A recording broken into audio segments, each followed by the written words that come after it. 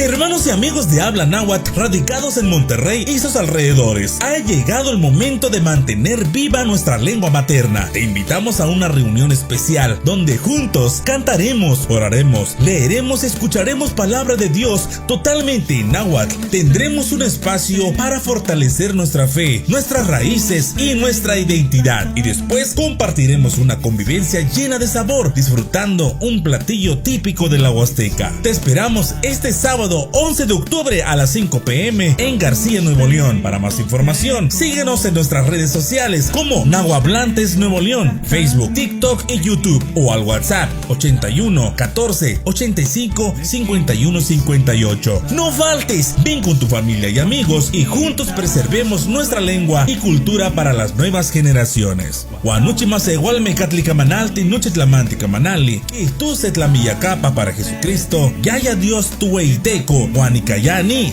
quinestise hueitilis, toteco totata. Nahuablantes Nuevo León.